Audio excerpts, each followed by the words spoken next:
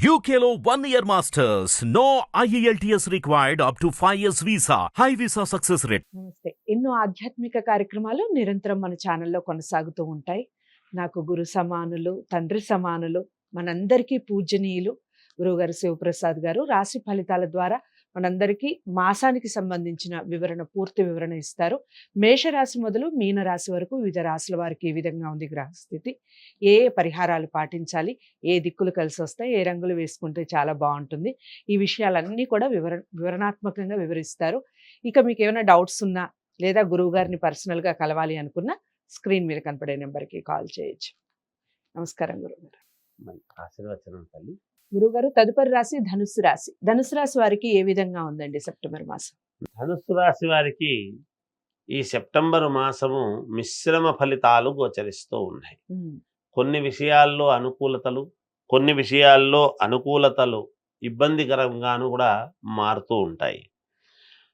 స్థిరాస్తి ఏదైతే ఉంటుందో అది వీళ్లకు యోగిస్తుంది, అనుకూలిస్తుంది.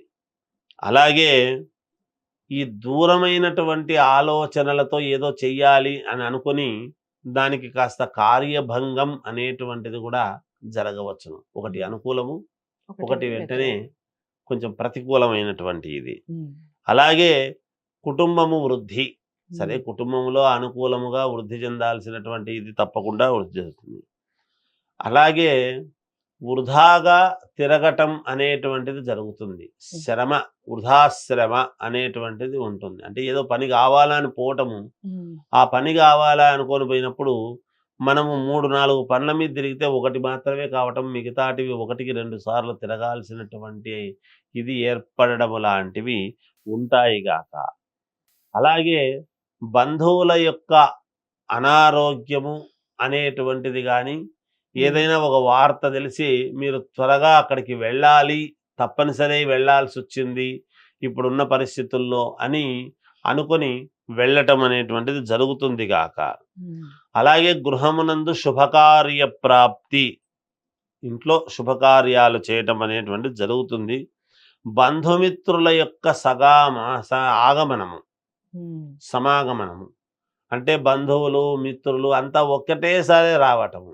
ఏంటి బాగున్నావా, బాగున్నా, అదేంటి అందరూ ఒకటేసారి వచ్చి పడుతున్నారే మన మీద, ఎందుకబ్బా అనేటువంటి ఆలోచనలు చేసుకోవడం జరుగుతుంది. కాకపోతే కాకతాళీయంగానే బంధువులు, ఒక తట్టు మిత్రులు అందరూ కూడా మనవాడు ఉన్నాళ్ళే అని చెప్పి రావటం జరుగుతుంది. దాని వలన ధన నష్టం.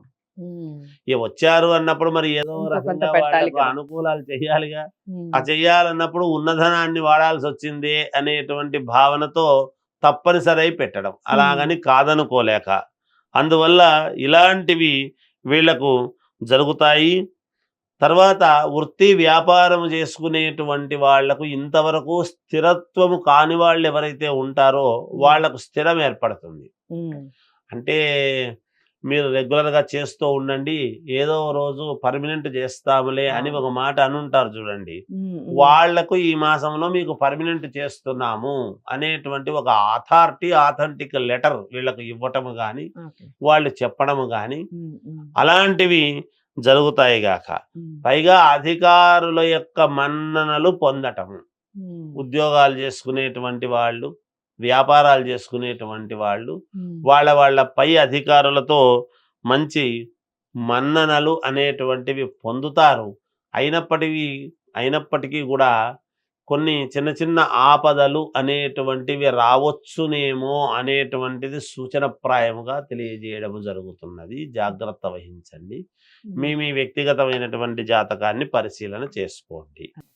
మిశ్రమ ఫలితాలు అని చెప్తున్నారు కాబట్టి దైవారాధన విషయం, అలాగే దిక్కులు రంగుల విషయం చెప్పండి గురువుగారు. దైవారాధన అంటే ఎవరిని ఆరాధిస్తే మేలు జరుగుతుంది అని అనుకున్నప్పుడు దత్తాత్రేయ స్వామిని కానీ, షిరిడి సాయిబాబాని కానీ ఎక్కువగా ఆరాధించండి, మేలు జరుగుతుంది. ఒకటి. రెండవది, మామూలుగా దిక్కుల విషయానికి వచ్చేటప్పటికి 4 దిక్కులు పనిచేస్తాయి గాక, ఇబ్బంది లేదు. గోధుమ వర్ణము కలర్ ఏదైనా వేసుకుంటే మీకు మేలు జరుగుతుంది. ఓకే. సో అదండి, ధనుసు రాశి వారికి మిశ్రమ ఫలితాలు ఉన్నాయి. ఆందోళన పడాల్సిన అవసరం ఏం లేదు. గురువు కాలు పట్టుకునే ప్రయత్నం చేయండి. ముఖ్యంగా సాయిబాబా కానివ్వండి, దత్తాత్రేయ స్వామిని కానివ్వండి, ఎక్కువగా ఆరాధించే ప్రయత్నం చేయండి. అన్ని దిక్కులు కలిసొస్తాయి.